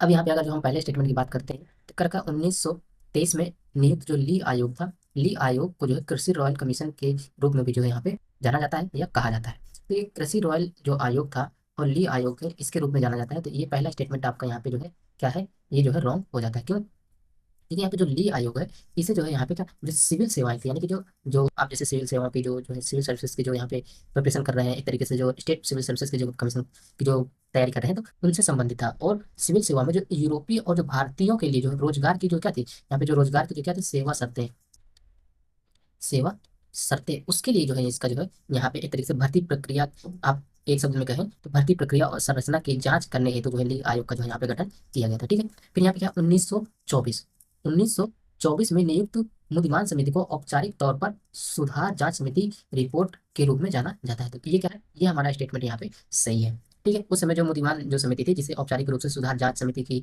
रिपोर्ट कहा जाता है, इसका गठन 1924 में मुख्य रूप से 1900, इसका गठन जो है 1924 में होता है। और किसके तहत हुआ, मुख्य रूप से 1900 जो 1999 का, सॉरी 1919 का जो यहाँ पे गठन था, अधिनियम था, 1919 का जो अधिनियम था, उसके प्रावधानों के तहत यहाँ पे इस जगह यहाँ पे जो है पूरा जो आकलन करने के लिए इस समिति के जो है यहाँ पे गठित किया गया था। तो आप इसके बारे में भी, इसका संबंध किससे भी है, 1919 के अधिनियम से भी है, ये भी आपको याद रखना है। ठीक है, तीसरा स्टेटमेंट का रखा 1923 में नियुक्त नियुक्त समिति को आयोग को औपचारिक तौर पर भारत में सुपीरियर सिविल सेवाओं पर रॉयल आयोग के रूप में जाना जाता है। ये सब जो है आपको पता होगा कि जो है लित नीति को आयोग को जो है ये भी क्या 1923 पहले ही दे रखा है, तो ये स्टेटमेंट रॉन्ग हो जाता था। ये क्या 1926 में जो है लित नीति को आयोग, जिसे औपचारिक रूप से रॉयल कमीशन ऑफ एग्रीकल्चर के रूप में जो है यहाँ पे जाना जाता है। ठीक है, तीसरा स्टेटमेंट भी यहाँ पे रॉन्ग हो जाता है, क्योंकि यहाँ पे 1923 दे रखा है और ये हुआ था 1926 में। ठीक है, तो ये भी आपको यहाँ पे याद रखना है। तो हमें देखना है गलत कौन सा है, यानी कि तीसरा गलत है और पहला गलत है। तो अब यहाँ पे गलत की देखनी है, तो दूसरा तो ये नहीं होगा, ये भी नहीं होगा, पहला केवल होगा नहीं, क्योंकि तीसरा गलत है। तो करेक्ट आंसर होगा ऑप्शन नंबर डी। इस तरीके से आप ऑप्शन को एलिमिनेट कर सकते हो। फिर यहाँ पे सही कथन देखने हैं, 1927 की जो बटलर समिति थी उसके संबंध में हमें विचार करने हैं। फिर इसका गठन रियासतों और ब्रिटिश सरकार के बीच संबंधों की जांच हेतु किया गया था। बटलर समिति का जो मूल मेन जो उद्देश्य था उसका यही था कि 1927 में इसका गठन किया गया था, और जो उस समय रियासतें थी और ब्रिटिश सरकार के बीच जो संबंध है उसकी जांच करने के लिए किया गया था। तो पहला स्टेटमेंट यहाँ पे क्या है, सही है। ठीक है, इन सिफारिशों इन इसने जो सिफारिशें की थी कि देशी रियासतों को उनकी सहमति के बिना भारतीय सरकार जो भारतीय विधायिका के प्रति उत्तरदायी थे वो जो है यहाँ पे सौंप दिया जाना चाहिए। क्या एक तरीके से जो है सिफारिश की थी। तो दूसरा स्टेटमेंट यहाँ पे क्या है, ये गलत हो जाता है। कैसे गलत होता है, क्योंकि इसकी जो इसने जो सिफारिशें की थी उसकी सहमति के बिना ब्रिटिश सरकार में भारतीय सरकार जो भारतीय विधायिका के प्रति उत्तरदायी होंगे वो सौंपा यहाँ पे नहीं गया था, और ये कह रखा है सौंप दिया गया था। तो इसलिए यहाँ पे ये गलत हो जाता है। तो दूसरा स्टेटमेंट रॉन्ग होगा, ये हो गया, और ये करेक्ट आंसर होगा 1 एंड 3। इस प्रकार से आप यहाँ पे देख सकते हो। हम लोग करते हैं अगले क्वेश्चन की ओर। ठीक है, अब 73 की बात करते हैं। तो क्या रखा है कि भारतीय संघ के प्रांतों के एकीकरण के संबंध में, यानी कि प्रांतों का जो एकीकरण है इसके संबंध में हमें विचार करने और देखना है कौन सी स्टेटमेंट यहाँ पे गलत है। वल्लभ भाई पटेल के नेतृत्व में प्रांतों का जो है भारतीय संघ में जो है विलय 2 चरणों में किया गया था। तो ये क्या, पहला तो सही है, ये आप सबको पता होगा। दूसरा क्या, दूसरे चरण में कश्मीर, हैदराबाद और जूनागढ़ को छोड़कर सभी प्रांतों का एकीकरण किया गया था। ये स्टेटमेंट गलत है, क्योंकि ये जो है दूसरा चरण है, ये पहले चरण में था। ठीक है, पहले चरण में जो कश्मीर, हैदराबाद और जूनागढ़ को छोड़कर सभी प्रांतों का विलय पत्र में हस्ताक्षर किया गया था। ठीक है, पहले चरण में था, तो ये दूसरा स्टेटमेंट यहाँ पे गलत हो जाता है। फिर तीसरी की बात करते हैं, एकीकरण के दौरान राजाओं के प्रभुत्व को समाप्त कर दिया गया और उन्हें जो है गवर्नर और राज प्रमुख बना दिया गया। अब आप देखेंगे एकीकरण का जो दूसरा चरण था उसी के दौरान जो है मुख्य प्रलोभन एक जो है प्रलोभन क्या था, प्रलोभन एक उदार प्रीवी पर्स था। ठीक है, प्रलोभन आप समझते होंगे प्रलोभन क्या है, जैसे एक तरीके से किसी को प्रलोभन देना कहते हैं ना, वही। तो जब कुछ जो है राजकुमारों को स्वतंत्र भारत में गवर्नर और जो प्रमुख जो राज प्रमुख बनाया गया था, तो उसके बारे में आप यहाँ पे देख सकते हैं। ठीक है, गवर्नर और राज प्रमुखों को जो यहाँ पे बनाया गया था, प्रीवी पर्स को समाप्त कर दिया गया था, इस स्टेटमेंट में कहा गया। तो ये भी हमारे यहाँ पे गलत हो जाता है। होपफुली आपको जो स्टेटमेंट है समझ में आया होगा। तो इस प्रकार से हमें देखना है गलत कौन से हैं, तो दूसरा और तीसरा। पहला तो सही है, ये भी सही है, ये भी सही, फिर में से कोई होगा, ये हमारा करेक्ट आंसर। ठीक, 2 एंड 3। अब मूव करेंगे हम अगले क्वेश्चन की ओर। 74 नंबर पर क्वेश्चन है, इसमें क्या रखा है कि जो है द्वितीय विश्व युद्ध के दौरान भारत का जो वायसराय कौन था। ये अक्सर पूछ लिया जाता है, फैक्चुअल डेटा इस समय जो कौन थे, नीति को थे। ये जो है हमारा करेक्ट आंसर होगा। ठीक है, अब ये कब थे, 1936 में जो है इन्होंने पदभार संभाला, और कब, 1944 तक जो है ये अपने पद पर थे। तो ये भी आप याद रख सकते हैं। फिर स्वतंत्रता अधिनियम 1947 के संबंध में विचार करने हैं, और हमें देखने हैं कि गलत कौन से हैं। भारतीय स्वतंत्रता अधिनियम 5 जुलाई 1947 को ब्रिटिश संसद द्वारा पारित किया गया था। जी हाँ, ये पहला स्टेटमेंट यहाँ पे सही है। 5 जुलाई 1947 को पारित किया गया था, और यहाँ पे क्या, 18 जुलाई 1947 को जो है, उस समय जो है आप सभी को पता होगा कि जो है वहाँ पे क्या है, एक तरीके से वंशानुगत जो है प्रणाली है राष्ट्र प्रमुख के रूप में। तो उन्होंने इस पे जो है हस्ताक्षर कब किए थे, 18 जुलाई 1947 को। जो उस समय के जो सम्राट जॉर्ज फाइव थे, कौन, जॉर्ज फाइव, जॉर्ज पंचम, या आप कह सकते हैं जॉर्ज फाइव या जॉर्ज पंचम। तो उन्होंने जो है 18 जुलाई 1947 को जो है इस पे सिग्नेचर किया था। तो इस तरीके से भी आपसे क्वेश्चन पूछा जा सकता है। भारतीय स्वतंत्रता अधिनियम 5 जुलाई 1947 को ब्रिटिश संसद में पारित हुआ, जबकि 18 जुलाई 1947 को इस अधिनियम में जॉर्ज पंचम की जगह कोई और नाम दे दे और पूछ लिया जाएगा कि जो है कौन सा स्टेटमेंट सही है। तो ये भी आप याद रख सकते हो। ठीक है, फिर ये क्या हो जाएगा, ये हमारा पहला स्टेटमेंट सही है। इस अधिनियम के आधार पर भारत का शासन चलाया जाना था। अब आप देखेंगे इसी अधिनियम, भारत स्वतंत्रता अधिनियम के आधार पर चलाया गया है? नहीं, आप सभी को पता होगा कि 1935 का जो एक्ट है, इसमें 90% से ज्यादा चीजें जो है हमारे भारत भारत के जो संविधान में जो है इसी अधिनियम से ली गई हैं। तो दूसरा स्टेटमेंट भी आपका यहाँ पे रॉन्ग हो जाता है। ठीक है, तीसरे स्टेटमेंट की बात करते हैं, जैसे दूसरा रॉन्ग होता है तो ये यहाँ पे रॉन्ग हो गया। ये ऑप्शन हमारा निकल करके आ गया 75 का डी। सॉरी, यहाँ पे गलत कथन देखना है। आप, माफी चाहता हूँ, यहाँ पे ये क्या है, गलत कथन को देखना है। इसको मैं यहाँ पे एक बार इसको चलिए कोई बात नहीं, ये काम नहीं कर रखा है। तो गलत कथन की बात करते हैं, तो यहाँ पे तीसरा स्टेटमेंट देख लो कि भारत के लिए राज्य सचिव पद का जो है समाप्त कर दिया गया था। तो ये क्या है, तीसरा स्टेटमेंट यहाँ पे जो है सही है। पहला सही है, और यहाँ पे तीसरा सही। गलत देखना है तो हमारा करेक्ट आंसर होगा ऑप्शन नंबर यहाँ पे बी। आप इसको एक बार देख लीजिएगा, हमारा जो है स्टेटमेंट मैंने सोचा था यहाँ पे सही है। देखिए, जब मुझसे गलती हो सकती है तो आप इतने प्रैक्टिस के बावजूद इसलिए यहाँ पे कहते हैं कि पहले जो यहाँ पे लिखा हो उस पर ध्यान दीजिए। तो करेक्ट आंसर हो जाएगा ऑप्शन नंबर बी। 76 की बात करते हैं। 76 में क्या, निम्नलिखित में से कौन सा राज्य यथास्थिति समझौते का पक्षकार था। यथास्थिति यानी कि स्टैंड स्टिल एग्रीमेंट के का जो संबंध है, ये किसका संबंध था, ये है हैदराबाद का। तो ये आपको याद रखना है कि इसका संबंध किससे, Hyderabad. Correct answer option number C. 77 की बात करते हैं। भारत का जो विभाजन था उसके दौरान सांप्रदायिक हिंसा के संबंध में जो कौन से कारण थे ये बताना है, और हमें देखना है सही उत्तर क्या है। ठीक, कारण की बात करते हैं तो पहला स्टेटमेंट यहाँ पे कर रखा है, सीमा आयोग अवार्ड की घोषणा में जो है विलंब। पहला स्टेटमेंट सही है। कैसे सही है, क्योंकि जो है उस समय क्या, सीमा आयोग जो है रेड क्लिफ के अधीन जो हुआ था, 12 अगस्त 1947 को तैयार हुआ था, लेकिन माउंट यहाँ पे जो ब्रिटेन थे उन्होंने 15 अगस्त के बाद जो है सार्वजनिक किया था। कब, यहाँ पे 15 अगस्त के बाद जो है उन्होंने क्या किया था, सार्वजनिक किया था। जिस प्रकार से क्या है, यहाँ पे भारत में जो है एक तरीके से भारतीय लोग जो है अंग्रेजों की जो गड़बड़ी से बच सके, इसके लिए जो है पूरा जो है किया गया। और भारतीय के अंततः जो है इस जनता में जो है भ्रम की स्थिति भी पैदा हो गई, क्योंकि क्यों नहीं, जब तैयार हो गया है क्यों नहीं यहाँ पे सार्वजनिक किया जा रहा है, तो एक तरीके से भ्रम भी पैदा हो गया उस समय। तो जो है ये क्या है, इस तरीके से सीमा आयोग अवार्ड की जो घोषणा की गई थी उसमें क्या है, विलंब भी किया गया था। माउंट बेटन भी से संबंधित है, और रेडक्लिफ के अधीन जो है सीमा आयोग का जो है गठन किया गया था। तो ये आप यहाँ पे याद रख सकते हैं। पहला स्टेटमेंट क्या है यहाँ पे सही है। दूसरे स्टेटमेंट की बात करते हैं तो क्या है, माउंट बेटन को भारत और पाकिस्तान का संयुक्त गवर्नर जनरल के रूप में बनाया गया था। ठीक, तो ये यहाँ पे आप देख सकते हैं कि ये सही स्टेटमेंट है। भारत और पाकिस्तान का जो संयुक्त गवर्नर जनरल था इन्हीं को ही बनाया था। तो ये दूसरा स्टेटमेंट भी सही है। हमें देखना सही कौन सा है, तो हमारा करेक्ट आंसर होगा ऑप्शन नंबर सी। ठीक है, आपसे डायरेक्टली यही वाला लाइन पूछा जा सकता है कि बताइए कि भारत और पाकिस्तान का जो संयुक्त गवर्नर जनरल किसे बनाया गया था। आपको दे देगा माउंट बेटन, इरविंग, और यहाँ पे दे सकता है रेडक्लिफ ब्राउन। ये सब आपको जो है आपको देखने को मिल सकती है, तो आपको ये भी याद रखना है। 78 की बात करते हैं। 1947 में भारत की सीमाओं का निर्धारण करते समय सीमा आयोग, अगेन सीमा आयोग से संबंधित है, निम्नलिखित कारकों पर जो हमें विचार करने हैं कि कौन कौन से कारक जिम्मेदार है। उसमें आर्थिक, सॉरी, जो धार्मिक एक तरीके से जनगणना की थी, और इसका संबंध किससे है, ये मैंने अभी बताया था, रेड क्लिफ। ठीक है, रेड क्लिफ ब्राउन से संबंधित है। ठीक है, या कह सकते हैं इन्होंने ही जो है पूरा जो है खाका तैयार किया था। हम पढ़ते हैं ना रेड क्लिफ लाइन, ये इन्हीं के नाम पे ही पड़ी है। ठीक है, इस तरीके से भी आपसे पूछा जा सकता है। तो क्या था, धार्मिक जनसांख्यिकी का एक तरीके से ये भी एक कारण था, विशेष रूप से उन क्षेत्रों में जहाँ पे मुस्लिम बहुल क्षेत्र थे। जहाँ पे क्या, मुस्लिम बहुल क्षेत्र, जैसे अगर हम बात करते हैं पाकिस्तान, ठीक है, पाकिस्तान, और जो हिंदू बहुल क्षेत्र थे, उस हिंदू बहुल क्षेत्रों में जो भारत के रूप में जो है नामित किया जाना था। एक तरीके से धार्मिक जनसांख्यिकी भी एक कारण था, ये कारक था। प्राकृतिक सीमाओं के रूप में नदियों का जो है यहाँ पे प्रयोग किया गया, तो ये भी सही है। ठीक है, इस सीमा का निर्धारण करते समय नदियों और जैसे कि प्राकृतिक विशेषता पे ध्यान रखा गया, क्योंकि अक्सर क्षेत्रों में जो है तार्किक विभाजन के रूप से जो है कार्य करती थी, तो ये भी हमारा सही है, ये भी सही है। ठीक है, फिर आर्थिक व्यवहारता आप देखेंगे कि आज के स्टेट वर्तमान में भी देखेंगे तो जो तमिलनाडु, गुजरात, जो कोस्टल रीजन है, ज़्यादा जो है हाई एफडीआई गेन करते हैं in comparison to land lock state. For example जैसे अगर हम यूपी की बात करते हैं, एमपी की बात करते हैं, तो ये क्या है, ये जो उतना जो एफडीआई जो है यहाँ पे एफडीआई जो है आकर्षित नहीं कर पाते हैं, तो ये भी इस तरीके से इसका भी जो है आप यहाँ पे देख सकते हैं, यानी कि तीसरे स्टेटमेंट जो सही है, तो हमारा करेक्ट आंसर होगा ऑप्शन नंबर डी। ठीक है, 79 की बात करते हैं। फरवरी 1947 में इटली की घोषणा के संबंध में निम्नलिखित कथनों पर बात करना है और हमें देखना है सही कथन कौन से। ठीक है, अब यहाँ पे इटली क्या है, क्लीमेंट इटली, इनका पूरा क्या नाम है, क्लीमेंट क्लीमेंट इटली। ठीक है, क्लीमेंट इटली जो उस समय भारत की जो आज़ादी के दौरान जो ब्रिटिश क्या थे, प्रधानमंत्री थे, तो ये भी आपको याद रखना है कि आज़ादी के दौरान कौन प्रधानमंत्री थे, क्लीमेंट एटली थे। और 20 फरवरी 1947 को उन्होंने एक घोषणा दी थी, उसी के संबंध में हमें बात करनी है, तो ये स्टेटमेंट आपको याद रखना है। फिर सत्ता हस्तांतरण के लिए 15 अगस्त 1947 की समय सीमा तय की गई थी। पहला स्टेटमेंट यहाँ पे रॉन्ग है, जनरली लोग इसको जो है सही मानेंगे, आपको याद रखना है कि ये स्टेटमेंट गलत है। क्यों? क्योंकि सत्ता हस्तांतरण के लिए जो डेट चुनी गई थी, ये कितनी चुनी गई थी, 30 जून 1948 को जो है यहाँ पे चुना गया था।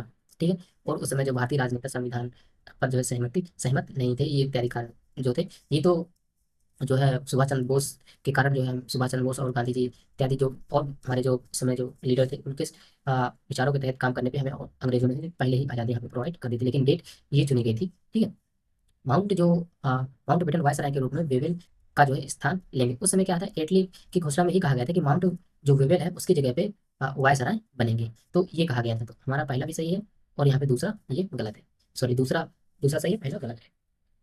फिर यहाँ पे तीसरे स्टेटमेंट की बात करते हैं, कर ब्रिटिश सरकार केंद्रीय और प्रांतीय स्तर पर किसी भी प्रकार की सरकार को सत्ता सौंप देगी, किसी भी प्रकार की सत्ता सौंप देगी। तो तीसरा स्टेटमेंट को आगे बढ़ने से पहले मैं आपको यहाँ पे थोड़ा समझाना चाहता हूँ, जैसे कि संविधान सभा का जो क्या था, संविधान जो सभा थी, अब यहाँ पे देखेंगे जो संविधान सभा, ठीक है, संविधान सभा का जो प्रतिनिधित्व जो वाली नहीं होगी, क्या कहा गया था, संविधान सभा जो है, संविधान सभा क्या है, यहाँ पे कहा गया था पूर्ण प्रतिनिधित्व प्रतिनिधित्व वाली नहीं होगी। ठीक ठीक है, अर्थात यदि क्या है कि जैसे कि मुस्लिम बहुल प्रांत इसमें शामिल नहीं होगी, अगर पूर्ण प्रतिनिधित्व नहीं मिलेगा तो क्या मुस्लिम लीग इसमें शामिल नहीं हो पाएगी, या मुस्लिम बहुल जो प्रांत शामिल नहीं होंगे, तो ब्रिटिश सत्ता या किसी और प्रकार की केंद्रीय सरकार को क्या कुछ क्षेत्रों में जो मौजूदा प्रांतीय सरकारों को जो है सौंप देंगे, तो इसकी यहाँ पे बात कही गई थी, तो यही स्टेटमेंट कहा कि ब्रिटिश सरकार केंद्रीय और प्रांतीय स्तर पर किसी भी प्रकार की जो है सत्ता को सौंप देगी। तो अभी तो आप देख सकते हैं ना, पूर्ण यहाँ पे प्रतिनिधित्व था, इसको जो है खारिज कर दिया गया, यानी कि जो है स्वीकार नहीं किया गया प्रतिनिधित्व, और यहाँ पे कहा गया कि जो मौजूदा प्रांतीय सरकारों को यहाँ पे केंद्र सरकार को कुछ और क्षेत्रों में जो है प्रांतीय सरकार को सौंप देंगे, ऐसी बात यहाँ पे की गई थी, तो तीसरा स्टेटमेंट भी हमारा सही है। ठीक, और हमें देखना है सही कौन सा, हमारा करेक्ट आंसर हो जाएगा ऑप्शन नंबर बी। हालांकि इसमें थोड़ा आपको डाउट आ सकता है, तो आप एक बार जो है आप जो भी बुक हो आप उसमें पढ़ लीजिएगा तो समझ में आ जाएगा।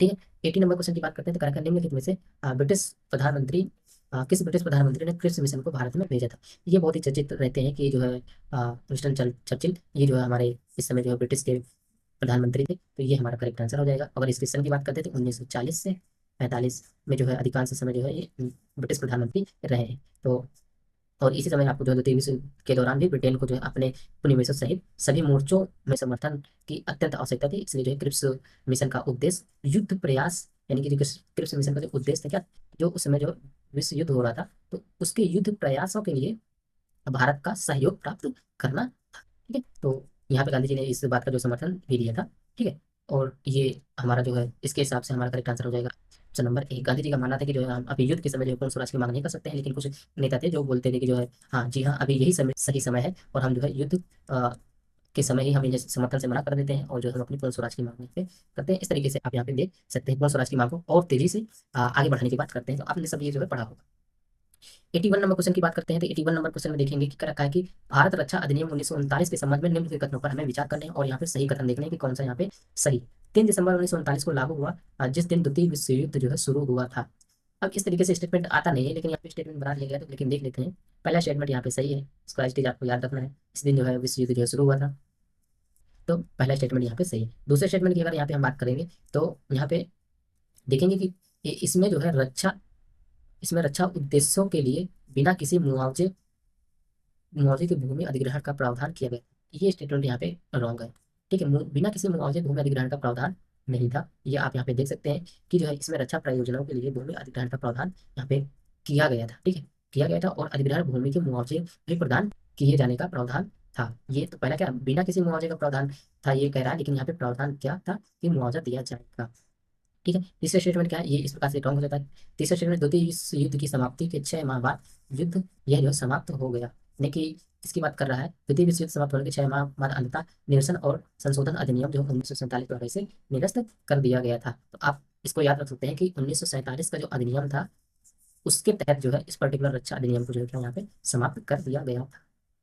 तो तीसरा स्टेटमेंट यहाँ पे क्या है, सही हो जाता है, और हमें देखना सही कौन सा, 1 एंड 3। तो ये हमारा करेक्ट आंसर हो जाएगा। ठीक है, अब मूव करते हैं हम अगले क्वेश्चन की ओर, यानी 82। 82 की बात करते हैं तो कहा निम्नलिखित में से किस स्थान पर महात्मा गांधी की हत्या की गई थी। ये सभी को पता होता है कि जो है उस समय बिरला हाउस, क्या थी, बिरला हाउस कहाँ पे था, दिल्ली में। तो ये हमारा करेक्ट आंसर हो जाएगा। अब ये घटना कब की है, 30 जनवरी 1948। ठीक है, कहाँ पे, बिरला, बिरला हाउस। ठीक है, ये आप यहाँ पे देख सकते हैं। अब यहाँ पे 83, सॉरी 83 की बात करते हैं। तो यहाँ पे निम्नलिखित में से पाकिस्तान शब्द को गढ़ा किसने था। ये आप सभी को पता होगा कि उस समय जो है कैम्ब्रिज विश्वविद्यालय के छात्र थे रहमत अली, उन्होंने जो है पाकिस्तान शब्द को जो है कभी या कभी नहीं वाले शीर्षक में जो है एक पत्र लिखा था, उसमें जो है रहमत अली, ये हमारे करेक्ट आंसर हो गए। इनका पत्र क्या था, इनका पत्र था कभी, सॉरी कभी नहीं, अभी या कभी नहीं। इसमें जो है इन्होंने पाकिस्तान शब्द का जो यहाँ पे जिक्र किया था। ठीक है, तो करेक्ट आंसर हो जाएगा ऑप्शन नंबर बी। अब 84 नंबर क्वेश्चन की बात करते हैं। 84 में आप देखेंगे क्या है कि भारत में प्रथम आम चुनाव के संबंध में निम्नलिखित कथनों पर हमें विचार करने हैं। अब यहाँ पे 18 वर्ष या उससे, और देखना क्या है सही, 18 वर्ष या उससे अधिक आयु के प्रत्येक वयस्क को मतदान हेतु पात्र था, ये नहीं है। आप यहाँ पे देखेंगे तो 18 वर्ष के लिए क्या था, 21 वर्ष था, तभी तो संविधान संशोधन करके जो है 21 वर्ष से घटा करके, हाँ, 18 वर्ष किया। और ये आपको बताना है किस संशोधन के माध्यम से जो है आयु को जो है 18 वर्ष किया गया था। इसका आंसर आपको कमेंट बॉक्स में आपको यहाँ पे देना है। ठीक है, तो पहला स्टेटमेंट क्या है, ये यहाँ पे आपका रॉन्ग हो जाता है। फिर कांग्रेस के बाद निर्दलीय उम्मीदवारों ने सबसे अधिक सीटें जीती थी। दूसरा स्टेटमेंट सही है, इस टाइप के यहाँ पे देख लेते हैं कौन सी कितनी सीटें जो यहाँ पे जीती थी। जैसे कि कांग्रेस, भारतीय राष्ट्रीय कांग्रेस ने उस समय कितने जीती थी, भारतीय राष्ट्रीय कांग्रेस ने जो है 472 सीटें जीती थी। ठीक है, और यहाँ पे निर्दलीय उम्मीदवारों की सबसे अधिक सीटें जीती थी, यानी कि कांग्रेस से ज्यादा नहीं जीती थी ऑब्वियसली, क्योंकि इसमें बहुत सारी जो पार्टियां भी आती हैं। और यहाँ पे क्या, निर्दलीय जो उम्मीदवार थे उनमें से जो बाकी जो अलग अलग जो पार्टियां थी उनमें से जो निर्दलीय उम्मीदवार थे उन्होंने सबसे ज्यादा अधिक सीटें जीती थी, ये ऐसा स्टेटमेंट है। तो यहाँ पे स्वतंत्र रूप से जो क्या, यहाँ पे जो है 442 सीटों में जो है इन्होंने जो चुनाव लड़ा था, जिनमें से जीते कितने थे, इसमें से 300 यहाँ पे 64 सीटें जो कांग्रेस के द्वारा यहाँ पे जीती गई थी। सॉरी, मैंने यहाँ पे 472 सीटें जीती बोली थी, यहाँ पे 472 सीटों पे जो चुनाव लड़ा गया था, लेकिन यहाँ पे जीत कितने पे हुई थी, 364 सीटें जो है कांग्रेस के द्वारा जीती गई थी। फिर यहाँ पे स्वतंत्र जो उम्मीदवार थे उन्होंने कितनी जीती थी, यानी कि जो निर्दलीय थे ये जो है 37 सीटें यहाँ पे जीती थी। और जैसे कि बात करते हैं जो CPI थी, कम्युनिस्ट पार्टी ऑफ इंडिया, इन्होंने कितनी जीती थी, 16 सीटें। फिर सोशलिस्ट पार्टी जो थी 12 सीटें। ठीक, यहाँ पे कितनी थी, 12 सीटें। फिर इसके बाद जो है आप देखेंगे कि दो या जब कम्युनिस्ट पार्टी ऑफ इंडिया और जो है सोशलिस्ट पार्टी है 12, और देखिए देखिए निर्दलीय जो है 37 सीटें। तो ये हमारा स्टेटमेंट क्या है, सही हो जाता है। B.R. अम्बेडकर चुनाव हार गए थे, ये तीसरा स्टेटमेंट है। B.R. अम्बेडकर जो है चुनाव हार गए थे, तो तीसरा स्टेटमेंट यहाँ पे सही है। लेकिन ये चुनाव लड़े कहाँ से थे, ये आपको बताना है। ठीक है, कमेंट बॉक्स में बताना। फिर यहाँ पे कांग्रेस ने जो है पूर्ण बहुमत से सभी राज्यों में सरकार बनाई थी। ये क्या है, पूर्ण बहुमत से कांग्रेस ने सरकार सभी राज्यों में नहीं बना सकती, क्योंकि आप यहाँ पे देखेंगे 37 सीटें इन्होंने जीती है और 364 सीटें इन्होंने जीती। तो दूसरा स्टेटमेंट यहाँ पे, सॉरी चौथा स्टेटमेंट यहाँ पे रॉन्ग हो जाता है। अब देखिए चौथा यहाँ पे है, यहाँ पे है, यहाँ पे, यानी कि ये 3 ऑप्शन तो नहीं होंगे, तो करेक्ट आंसर होगा 2 एंड 3। ये हमारे करेक्ट आंसर हो गए, यानी कि ऑप्शन नंबर बी। ठीक है, इस तरीके से आप यहाँ पे सॉल्व कर सकते हैं। 85 नंबर क्वेश्चन की बात करते हैं, तो करके यानी कि जो कांग्रेस वर्किंग कमेटी थी उसके जो वर्धा अधिवेशन है उसके संबंध में कथनों पर विचार करने, हमें देखना है कौन से कथन यहाँ पे सही है। फिर यहाँ पे अगर बात करते हैं पहले स्टेटमेंट की, क्या महात्मा गांधी और जवाहरलाल नेहरू ने मित्र राष्ट्रों को बिना शर्त समर्थन देने की जो वकालत की थी, पहला स्टेटमेंट टोटली रॉन्ग है। क्यों, क्योंकि यहाँ पे द्वितीय विश्व युद्ध में जो है ब्रिटेन के प्रति सहानुभूति थी। ठीक है, सहानुभूति थी, मित्र राष्ट्रों को जो है बिना शर्त जो है समर्थन देने की वकालत की। लेकिन क्या इसका मुख्य कारण था, फांसीवादी विचारधारा। ठीक है, लेकिन जवाहरलाल नेहरू और गांधी जी अन्य समाजवादियों की राय को जो स्वीकार करने के लिए तैयार नहीं थे। मैंने पहले ही आपको बताया था कि गांधी जो है समर्थन करते थे, लेकिन जवाहरलाल नेहरू और जो अन्य समाजवादी नेता थे इस प्रकार की राय को जो है समर्थन नहीं करते थे। पहले स्टेटमेंट यहाँ पे क्या है, रॉन्ग हो जाता है। फिर सुभाष चंद्र बोस, आचार्य नरेंद्र देव और जयप्रकाश नारायण ने जो है स्थिति का लाभ उठाने और सुविधा योग्य आंदोलन शुरू करने का समर्थन भी दिया था। ये हमारे स्टेटमेंट सही है। जैसे मैंने पहले ही बताया था ना कि कुछ नेता थे कि जो है यही सही समय है कि जो है हमें जो है आंदोलन को और सक्रिय रूप से भागीदारी निभानी चाहिए।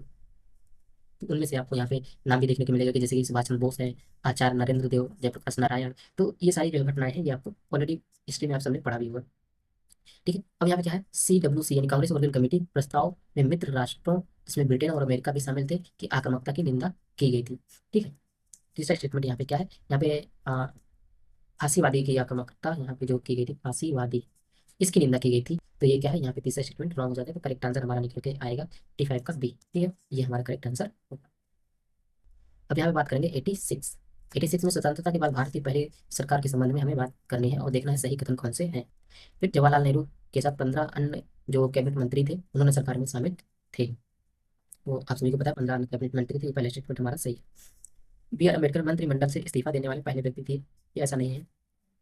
मंत्रिमंडल से जो है पहला इस्तीफा देने वाले कौन थे, श्यामा प्रसाद, सॉरी, श्यामा प्रसाद, जो श्यामा प्रसाद मुखर्जी थे, उन्होंने जो है 1950 में जो है अपना इस्तीफा दे दिया था। नेहरू मंत्रिमंडल से पहले व्यक्ति श्यामा प्रसाद मुखर्जी है। ये हमारा स्टेटमेंट रॉन्ग होता है दूसरा, जैसे ये रॉन्ग।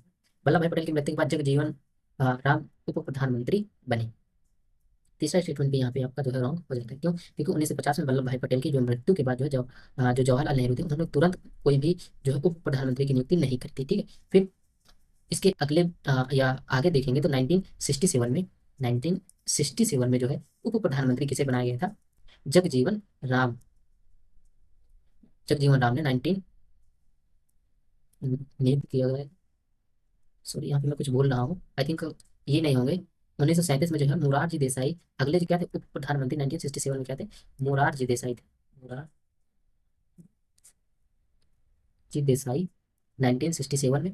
और यहाँ पे जो जगजीवन राम है इन्हें कब बनाया गया था, 1979 में आई थिंक जो है उप प्रधानमंत्री बनाया गया था। लेकिन ये तो तय है कि जो है जगजीवन राम यहाँ पे नहीं। तो हमारा स्टेटमेंट ये सही है। एक बार इसको आप लोग क्रॉस वेरीफाई कर लीजिएगा, आई थिंक मैं रॉन्ग भी हो सकता हूँ। तो पहले जो यहाँ पे आप देखेंगे कि जो वल्लभ भाई पटेल की मृत्यु के बाद जो मोरारजी देसाई को बनाया गया था ना कि जगजीवन राम। तो हमारा देखना है सही कथन है, हमें देखना है सही कथन। करेक्ट आंसर होगा ऑप्शन नंबर ए। ठीक है। फिर 87 की बात करते हैं। निम्नलिखित में से 1939 में अखिल भारतीय राज्य पीपुल्स कॉन्फ्रेंस के अध्यक्ष के रूप में चुने गए थे। ये बताना है कि जो है अखिल भारतीय राज्य पीपुल्स कॉन्फ्रेंस के रूप में किसे चुना गया था। तो आप यहाँ पे जानते हैं जवाहरलाल नेहरू। ठीक है, 1939 में, ये आपको पता होगा। बात करते हैं अगले क्वेश्चन की। अब यहाँ पे देखना है सूची को जो है यहाँ पे देखना है कि जो है सुमेलित करना है और सही उत्तर का यहाँ पे क्या चयन करना है। 88 की बात करते हैं तो क्या क्या है, India wins freedom. India wins freedom, और एक तरीके से क्या ये लेखक है और ये क्या है पुस्तक है। तो इंडिया विंस फ्रीडम ये किसकी पुस्तक है, मौलाना ये जो है अबुल कलाम आजाद। यानी वन का सी यानी कि देखिए ए और बी ये नहीं होंगे। ठीक है, ऑलरेडी एलिमिनेट हो गए। अब यहाँ पे the man who divided India, the man who divided India एक किसकी पुस्तक थी, क्या थी, रफीक जकारिया। रफीक जकारिया यानी कि टू का डी यहाँ भी है यहाँ भी है। और हमें देखना पड़ेगा स्प्रिंगिंग टाइगर। स्प्रिंगिंग टाइगर की बात करते हैं, ये किसकी है, टॉय। टॉय अक्सर जो है आपको देखने को मिलेगा स्प्रिंगिंग टाइगर के द्वारा लिखी गई इंडियन नेशनल आर्मी का जो है ऐतिहासिक ऐतिहासिक विवरण है। ये क्या है, तो अरे ये सॉरी ये। ठीक है, तीसरे का बी तीसरा, यही हमारा जो है क्या करेक्ट आंसर। और इसके बाद इंटरस्टेलर सुभाष चंद्र बोस। 89 की बात करते हैं तो 89 मुस्लिम लीग द्वारा प्रथम कार्रवाई दिवस के रूप में मनाया गया। ये आप देख सकते हैं 16 अगस्त 1946। ये हमारा करेक्ट आंसर होगा। 90 की बात करते हैं हार्टोग समिति के संबंध में निम्नलिखित कथनों में से कौन से कथन गलत है और हमें देखना है सही उत्तर क्या है। गलत कथन के कुल मिलाकर फाइंड कर। लॉर्ड इरविन द्वारा शिक्षा के विकास पर रिपोर्ट देने के लिए नियुक्त किया गया था। जी हाँ, पहला स्टेटमेंट तो सही है, हमें देखना है कौन से गलत है। पहला ये यहाँ पे एलिमिनेट हो गया, ये एलिमिनेट हो गया। ठीक है, उपयुक्त में से कोई नहीं तो ऐसा तो हो ही नहीं सकता। फिर निम्नलिखित में से इस सिफारिश की जो प्राथमिक और माध्यमिक शिक्षा की बजाय उच्च शिक्षा पर ध्यान केंद्रित किया गया था। अब आप यहाँ पे देखेंगे उच्च शिक्षा की बजाय जो है यहाँ पे मुख्य ध्यान दिया जाएगा, सॉरी यहाँ पे उच्च शिक्षा पर ध्यान दिया जाएगा। तो ये इसकी बात नहीं कही गई थी। इसका अधिक जोर कहाँ पे था, जो हार्टोग समिति का जो अधिक जो जोर था कहाँ पे था, जो है बेसिक शिक्षा पे यानी कि प्राथमिक और माध्यमिक शिक्षा पर जो है अधिक जोर देने की बात कही गई। दूसरा स्टेटमेंट क्या है, रॉन्ग हो जाता है। फिर यहाँ पे तीसरे स्टेटमेंट की बात करते हैं, शिक्षा का स्तर बढ़ाने के लिए विश्वविद्यालयों में प्रवेश पर प्रतिबंध नहीं लगाया जाना चाहिए। तीसरा स्टेटमेंट गलत है क्योंकि जो हार्टोग समिति थी उन्होंने सुझाव दिया था कि विश्वविद्यालयों में प्रवेश प्रतिबंधित होना चाहिए। ठीक है, तो अब यहाँ पे क्या है, प्रतिबंध नहीं लगाया गया था, तो ये भी हमारा स्टेटमेंट गलत हो जाएगा। पहला सही है तो यानी कि 2 एंड 3, तो बी हमारा करेक्ट आंसर। ठीक है। 91 की बात करते हैं तो 91 में देखेंगे कि जो है भारतीय स्वतंत्रता के समय ब्रिटिश सम्राट कौन थे। अभी जस्ट ऊपर मैंने बताया था जॉर्ज किंग 5 या जॉर्ज किंग पंचम। इस तरीके से भी आपको देखने को मिलेगा, ऑप्शन में पंचम भी आ सकता है या इस तरीके से 5 भी आ सकता है या रोमन वाला भी आ सकता है। तो ये आपको पता होना चाहिए। 92 92 की इंडियन नेशनल आर्मी के बारे में निम्नलिखित तथ्य पर विचार करना है, देखना है कौन से यहाँ पे गलत कथन है। ठीक है, अब यहाँ पे सुभाष चंद्र बोस ने भारतीयों जो भारतीय युद्धबंदियों की भर्ती के बाद जो है इंडियन नेशनल आर्मी का गठन किया। सुभाष चंद्र बोस ने ना यहाँ पे गठन किया था इंडियन नेशनल आर्मी का गठन कब हुआ था? 1942 में जो है गठन किया गया था। किसके द्वारा? कैप्टन मोहन सिंह। ठीक, कैप्टन मोहन सिंह ने जो है यहाँ पे करी थी। तो पहला स्टेटमेंट क्या है यहाँ पे? रॉन्ग हो जाता है। इंडियन नेशनल आर्मी के पहले डिवीजन का गठन जर्मनी के सहयोग से किया गया था। अब आप देखेंगे जर्मनी कहाँ है? यहाँ पे जापान है, जापान के सहयोग से किया गया था, तो ये भी हमारा गलत हो जाता है, दूसरा स्टेटमेंट भी गलत हो जाता है। ठीक है, फिर आईएनसी का मुख्यालय, आईएनए का मुख्यालय 1944 में रंगून जो है स्थानांतरित किया गया था। तो ये हमारे स्टेटमेंट सही है। हमें देखना है गलत कौन से हैं। देखिए 1 एंड 2, ये हमारा करेक्ट आंसर होगा। 93, 93 की बात करते हैं। 93 में क्या रखा है? कौन से प्रस्ताव अगस्त प्रस्ताव में जो है शामिल थे? ये बात कर रखा है द्वितीय विश्व युद्ध के बाद जो है पूर्ण स्वराज। हमें देखना है सही। ठीक है, सही हमें जो ऑप्शन है इसे देखना है। द्वितीय विश्व युद्ध के बाद भारत में के लिए जो है डोमिनियन दर्जा स्थापित करना। ठीक है, द्वितीय विश्व युद्ध पूर्ण स्वतंत्रता, ये क्या है? डोमिनियन स्थापित करना। ये क्या हो जाएगा? पहला स्टेटमेंट जो आप यहाँ पे देखेंगे ये जो है रॉन्ग हो जाएगा, क्योंकि यहाँ पे पूर्ण स्वतंत्रता की बात की गई है और यहाँ पे बात किया जा रहा है डोमिनियन स्टेटस को जो है प्राप्त करना। ठीक है, डोमिनियन स्टेटस को प्राप्त करना द्वितीय विश्व युद्ध के बाद। ये पहला स्टेटमेंट यहाँ पे रॉन्ग हो जाता है, तो ये रॉन्ग हो गया, ये रॉन्ग हो गया। ठीक है, फिर अगले स्टेटमेंट में क्या रखा? वायसराय की कार्यकारिणी परिषद का जो है विस्तार, जिसमें भारतीयों का बहुमत हो। वायसराय की कार्यकारिणी में जो परिषद है उसका विस्तार जिसमें भारतीयों का बहुमत होगा, जिन्हें मतलब प्रमुख रूप से राजनीतिक दलों में जो है लिया जाए। ठीक है, ये हमारा जो है सही है। ठीक है, द्वितीय विश्व युद्ध के बाद संविधान सभा की जो है स्थापना। तो आप देखेंगे कि जो द्वितीय युद्ध के बाद जो है संविधान सभा की स्थापना करना, जहाँ मुख्य रूप से जो है भारतीय के सामाजिक आर्थिक राजनीतिक अवधारणाओं और अल्पसंख्यक अधिकारों की जो है बात की गई थी। तो ये भी हमारा स्टेटमेंट जो है सही है। दूसरा और तीसरा सही है। भावी संविधान को जो है अल्पसंख्यकों की सहमति के बिना अपनाया जाना। अब अल्पसंख्यकों के बिना सहमति के अपनाया जाना ये स्टेटमेंट का है, लेकिन कोई भी जो भावी संविधान अल्पसंख्यकों की सहमति के बिना नहीं अपनाया जाएगा, ये जो है यहाँ पे अगस्त प्रस्ताव में कहा गया था। तो ये भी हमारा रॉन्ग हो जाएगा। तो करेक्ट आंसर होगा ऑप्शन नंबर बी। 94, अंतरिम सरकार में जो है राजेंद्र प्रसाद ने निम्नलिखित में से कौन सा विभाग संभाला था? राजेंद्र प्रसाद ने बात करेंगे जो 1946 में जो गठित अंतरिम जो सरकार थी उसमें क्या किया था कि खाद्य और कृषि विभाग को जो है यहाँ पे संभाला था। ठीक है, तो ये हमारा करेक्ट आंसर।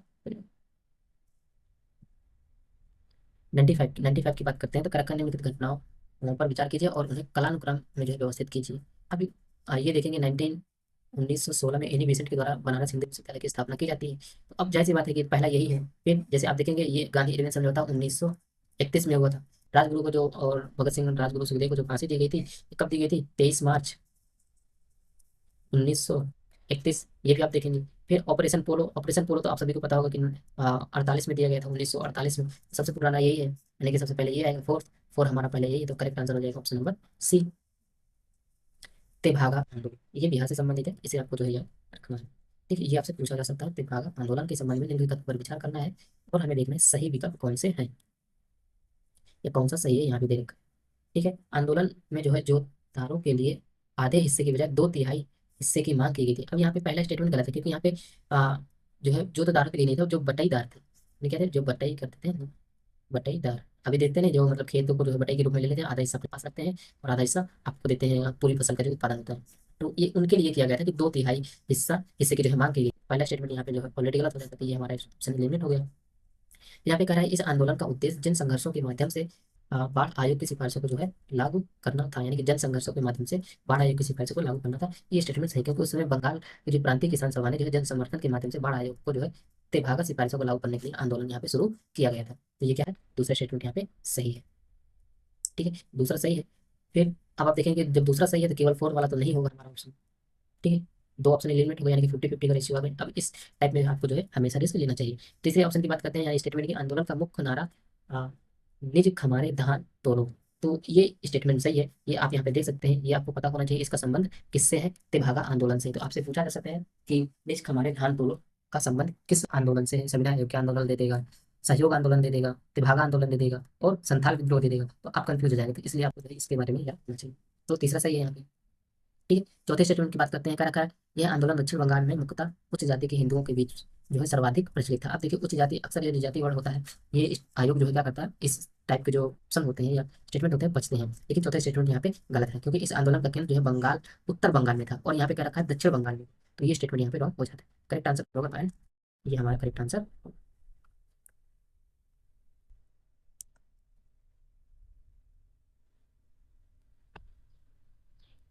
कह रखा है कि जम्मू और कश्मीर भारत का अभिन्न अंग कब बना था। तो इसके आंसर की बात करेंगे तो जम्मू कश्मीर जो है, अब यहाँ पे उस समय के तत्कालीन जो राजा थे या महाराजा थे, हरि सिंह ने जो है जवाहरलाल नेहरू को जो है विलय पत्र पे जो है सौंप कर जो है, कब ये विलय पत्र पे जो है हस्ताक्षर किए थे, तो ये कब था, 26 अक्टूबर 1947। तो ये हमारा करेक्ट आंसर हो जाएगा 26 अक्टूबर 1947। ये आपको जो है याद रखना है, अक्सर न्यूज़ों में रहता है। 98 की बात करते हैं तो कर रखा है कि व्यक्तिगत सत्याग्रह के संबंध में उनकी कथन पर विचार करना है और यहाँ पे सही देखना है कि कौन से सही है। अब यहाँ पे व्यक्तिगत सत्याग्रह का पहले स्टेटमेंट कर रखा है कि ब्रिटिश सरकार को जो है अंग्रेजों की मांगों को स्वीकार करने का एक और अवसर देने के लिए यहाँ पे प्रारंभ किया गया था। पहला स्टेटमेंट क्या है, यहाँ पे सही है। फिर जवाहरलाल नेहरू पहले सत्याग्रही थे, जबकि सुभाष चंद्र बोस दूसरे सत्याग्रही थे। यहाँ पे आप देखेंगे कि जो जवाहरलाल नेहरू नहीं थे, जो सत्याग्रही क्या थे, विनोबा भावे। ठीक है, विनोबा भावे ये जो है पहले जो है सत्याग्रह थे, जबकि जवाहरलाल नेहरू के थे ये जो है सेकंड थे। ठीक है, ये आपको यहाँ पे याद रखना है। इस प्रकार से करेक्ट आंसर क्या होगा हमारा, ऑप्शन नंबर ए। 99 जो हमारा ऑप्शन है, सॉरी जो क्वेश्चन है, इस पे हम बात करेंगे। आई थिंक ये है कर रहा थोड़ा, चलिए अब 99 जो क्वेश्चन है इस पे बात करते हैं। क्या महात्मा गांधी और जवाहरलाल नेहरू के संदर्भ में निम्नलिखित कथनों पर हमें विचार करना है और देखना है कौन सा यहाँ पे स्टेटमेंट जो है सही है। ठीक है, क्या जहाँ गांधी जी का ईश्वर के प्रति अपने विचार पर दृढ़ विश्वास था, वहीं नेहरू ने जो है ईश्वर की पारंपरिक धारणा को जो है खारिज कर दिया था। तो ये एक तरीके से आप उनके विचारों से संबंधित है, तो पहला स्टेटमेंट आपका ये यहाँ पे सही है। ठीक है, नेहरू आधुनिक राज्य की शक्तियों में जो है विश्वास करते थे, जिससे समाज का उत्थान और सुधार होंगे, जबकि गांधी जी राज्य की शक्ति पर जो है संदेह करते थे। दूसरा स्टेटमेंट भी यहाँ पे सही है। इसको थोड़ा हम यहाँ पे समझ लेते हैं। जैसे कि क्या है कि नेहरू जो है क्या करते थे, कि नेहरू क्या उनकी विचारधारा थी कि आधुनिक राज्य की शक्तियों में जो है क्या था, विश्वास करते थे, जो समाज को उन्नत बना सकती है और इसमें जो है सुधार ला सकते हैं। जबकि गांधी जी का अपोजिट मानना था, गांधी जी राज्य की शक्तियों पर संदेह करते थे, इसके बजाय व्यक्तियों को जो है समुदायों की अंतरात्मा और इच्छा पर जो है भरोसा करते थे। जैसे कि आपने पढ़ा होगा ना कि जो है जब वो डॉक्टर अम्बेडकर और गांधी जी के बीच में समझौता हो रहा था, तो उस समय जो है जो अनटचेबिलिटी थी उससे संबंधित जो है गांधी जी ने कहा था कि जो है अंतरात्मा से जो है इस अनटचेबिलिटी को जो है समाप्त किया जा सकता है, जो भेदभाव हो रहा है इसको समाप्त किया जा सकता है। जबकि अम्बेडकर के विचार कुछ और थे। तो ये आप इस एग्जाम्पल से आप समझेंगे तो इसको आप आसानी से समझ सकते हो। ठीक ठीक और जो नेहरू थे उस समय जो आधुनिक विचारधारा पे जो है बिलीव करते थे। तो इस प्रकार से हमारा स्टेटमेंट ये सही जाता है। तीसरा स्टेटमेंट क्या है कि नेहरू और गांधी जो दोनों का मानना था कि औद्योगिकरण भीषण गरीबी का एकमात्र समाधान है। ऐसा नहीं है, इससे स्टेटमेंट यहाँ पे रॉन्ग है। नेहरू का मानना था कि औद्योगिकरण भारत के भीषण और व्यापक गरीबी का एकमात्र साधन था, जबकि गांधी जी क्या कहते थे कि ग्रामीण अर्थव्यवस्था को पुनर्जीवित करने का जो है आह्वान उन्होंने किया था। तभी तो जो है जवाहरलाल नेहरू जी के द्वारा जो है मनरेगा बहुत ही फेमस स्कीम है, तो ये शुरू किया गया। गांधी जी हमेशा जो है ग्रामीण अर्थव्यवस्था को प्रोत्साहन करने की बात करते थे। तो तीसरे स्टेटमेंट क्या है, ये गलत हो गए थे। तो हमें देखना है सही कौन सा है, तो सही 1 एंड 2 ये हमारा करेक्ट आंसर होगा। चलिए हम आ चुके हैं अपने लास्ट क्वेश्चन की ओर आज के, फिर इसके बाद हम अगले एपिसोड में पूरे इस टेस्ट को खत्म करेंगे। ठीक है, अब कथन दे रखा है और कारण दे रखा है। देखना है कि 1939 में जो सभी 7 प्रांतों में कांग्रेस मंत्रिमंडल ने जो है इस्तीफा दे दिया था, और कारण क्या है, भारत को द्वितीय विश्व युद्ध में शामिल करने का निर्णय भारतीयों के परामर्श से नहीं लिया गया था। तो आप ये तो आप सभी को पता है कि कारण और कथन दोनों इंटरलेट करते हैं। इसको कैसे सॉल्व करने की जो रणनीति होती है ये मैं थोड़ा डिस्कस कर लेता हूँ। जैसे देखिए अब यहाँ पे क्या है, कारण में क्या था, जैसे कि प्रांत यहाँ पे कांग्रेस मंत्रिमंडल ने इस्तीफा दे दिया, इसका कोई रीजन रहा होगा ना, इसका कोई क्या है रीजन, तो उसी कारण को यहाँ पे रखा गया। तो इस तरीके से जब कारण और कथन दोनों इंटरलिंक कर रहे होते हैं तब हम इस वाले क्वेश्चन को आसानी से सॉल्व कर सकते हैं। तो यहाँ पे जो है द्वितीय विश्व युद्ध के संदर्भ में जब वो कांग्रेस ने जर्मनी पर युद्ध की घोषणा करने के जो वायसराय के निर्णय को अस्वीकार कर दिया था, क्योंकि जो उन्हें लगा कि युद्ध में जो शामिल होने से पहले भारतीयों से परामर्श किया जाना चाहिए था। ठीक है, तो ये स्टेटमेंट क्या था, ये जो है भारतीयों को ऐसा मतलब फिर उस समय जो राजनेता थे उन्होंने कहा कि पहले हमें जो भारतीयों से जो है परामर्श करना चाहिए था, और जबकि भारतीय जो नेताओं ने परामर्श के बिना वायसराय द्वारा भारत को युद्ध में एक पक्ष के रूप में घोषित करने के कारण सभी प्रांतों में जो है क्या हुआ था कि जो है कांग्रेस के मंत्रिमंडल से जो है इस्तीफा दे दिया गया था। ठीक है, जो सभी सातों जो यहाँ पे मंत्रिमंडल थे यहाँ पे उन्होंने इस्तीफा दे दिया। तो कथन और कारण दोनों यहाँ पे सत्य है, और कारण कथन का जो है सही व्याख्या करते हैं, तो ये हमारा करेक्ट आंसर हो जाएगा। ठीक है, होपफुली आपको समझ में आ गया होगा। अगर आपको समझ में आ रहा है, क्योंकि हम देखिए थोड़ा सर पार्ट वाइज में इसलिए इसको डिस्कस कर रहे हैं, क्योंकि हमें जैसे पार्ट 1 में हमने कुछ 54 क्वेश्चन डिस्कस किए, पार्ट 2 में हमने आज जो है यहाँ पे 100 क्वेश्चन डिस्कस किए। लेकिन 100 क्वेश्चन के साथ साथ हम देखिए हम यहाँ पे क्या है कई जो है एक्स्ट्रा जो इन्फॉर्मेशन है एक्स्ट्रा जो इन्फॉर्मेशन है ये भी हम आपके साथ शेयर कर रहे हैं, ताकि देखिए हमारा उद्देश्य एग्जाम को क्वालिफाई करना है, ना कि हमें जो है इस पर्टिकुलर टेस्ट को सॉल्व करना है। हमारा उद्देश्य क्या है, हमें एग्जाम को क्वालिफाई करना है, और उसके लिए हमें एक्स्ट्रा इन्फॉर्मेशन कई बार जो है एग्जाम में हेल्प करती है। होपफुली आपको समझ में आ गया होगा। हम मिलते हैं अपने पार्ट थर्ड पे। हम इसके साथ जो है इस पर्टिकुलर टेस्ट को समाप्त कर लेंगे, लेकिन आगे बढ़ने से पहले जाने से पहले मैं आप सभी को बता देता हूँ कि जो बिहार जो यहाँ पे बिहार स्पेशल है, ये बिहार स्पेशल का, इसमें से ऑलमोस्ट हम 100 क्वेश्चन के आसपास मोस्ट इंपॉर्टेंट क्वेश्चन लेकर के आएंगे, जो कि अब देखिए आप यहाँ पे देखिए टोटल 1957 यहाँ पे वैकेंसी आप सभी को पता होगा निकली है। 1957 वैकेंसी है, तो यहाँ पे आपको मुझे ऐसा अनुमान है कि 60% जो क्वेश्चन होंगे वो कथन कथन वाइज ही होंगे, जो यूपीएससी का पैटर्न है इसके बेस पे होंगे, क्योंकि उन्हें बच्चे चाहिए वन लाइनर वाले जो रट करके जा रहे हैं, एग्जाम क्वालिफाई कर रहे हैं। आप अगर चेयरमैन सर का जो है आपने देखा होगा प्रेस कॉन्फ्रेंस में, उन्होंने साफ साफ बताया है कि क्वेश्चन का पैटर्न थोड़ा बदलाव होगा और बाकी क्वेश्चन उसी प्रकार के आएंगे। उन्होंने ऐसा स्टेटमेंट कुछ दिया था, तो अगर आपने देखा होगा तो मुझे ऐसा अनुमान है कि 60% जो क्वेश्चन होंगे वो इसी प्रकार के कथन और कारण, इसी प्रकार के, और जो स्टेटमेंट वाइज जो यूपीएससी का पैटर्न है ये होंगे। क्यों? क्योंकि उन्हें जो है जो रट करके जा रहे हैं, जैसे रट करके जो जा रहे हैं एग्जाम में क्वालिफाई कर ले रहे हैं और मेंस में जा करके फिर क्वालिफाई नहीं कर पाते हैं, तो इससे क्या होता है, जो आयोग है, यानी कि जो बीपीएससी का जो आयोग है उसके ऊपर क्या एक्स्ट्रा जो है, एक्स्ट्रा जो बर्डन आता है खर्च का, कॉपी को पेपर को करने में, ये बढ़ जाता है, जिसके कारण उन्होंने पहले से ही इस बार जो है बता दिया कि पेपर के पैटर्न में थोड़े से बदलाव होंगे, और इसलिए यहाँ पे माइनस मार्किंग भी यहाँ पे की गई है, ताकि थोड़ा उनके लिए भी बेनिफिट है और बच्चों को भी जो एक्चुअल तैयारी करने वाले हैं वो यहाँ पे आए। होपफुली आपको ये सारा जो है समझ में आया होगा। बिहार स्पेशल के लिए हम आपको जो पर्टिकुलरली बिहार स्पेशल के 100 मोस्ट इंपॉर्टेंट क्वेश्चन लेके आएंगे, जिसमें इंक्लूड रहेगा बजट, ठीक है, बजट रहेगा, और यहाँ पे जो सेंसस है ये भी रहेगा, और यहाँ पे जो एग्रीकल्चर से संबंधित जो क्वेश्चन है, जैसे कि यहाँ पे प्रोडक्टिविटी है, उत्पादकता है, ठीक है, और यहाँ पे जो बहुत सारे जो डायमेंशन है, करंट के जो क्वेश्चन है ये भी इंक्लूड इसमें रहेंगे।